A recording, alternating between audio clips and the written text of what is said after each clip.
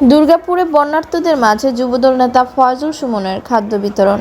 নোয়াখালী থেকে ইমতিয়াজ উদ্দিনের পাঠানো তথ্যচিত্রে বিস্তারিত জানাচ্ছে হুমায়ুন কবির।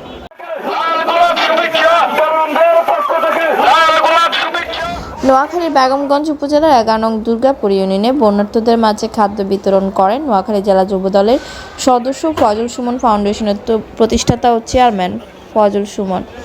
2 সেপ্টেম্বর 2024 ইংরেজি বিকেল 4 ঘটিকায় দুর্গাপুর বালি মসজিদ বাজারে প্রায় 400 পরিবারের মাঝে খাদ্য বিতরণ কার্যক্রম সম্পন্ন হয়।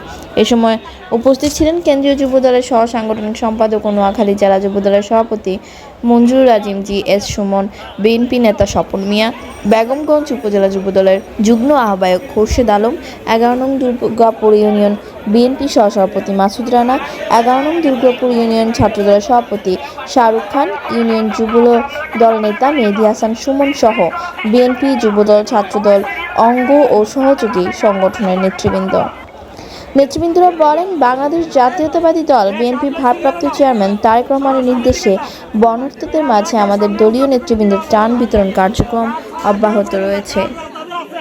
থেকে ব্যবসা বাণিজ্য করে নিজের শ্রম গাম দিয়ে আজকে উনি ওনার এলাকার মানুষের পাশে দাঁড়িয়েছেন। সেই তরুণ সমাজসেবক জনাব ফয়জুল সুমনের আগামী দিনেও ফয়জুল সুমন যেন মানুষের পাশে দাঁড়ায়, আপনারা সহযোগিতা করবেন, আমরাও তাকে সহযোগিতা করব। প্রিয় ভাইরা, যে আমি দেখিয়ে দিতে চাই, আমরা দেখিয়ে দিতে চাই তরুণ নেতৃত্ব কিভাবে মানুষের সহযোগিতা করে।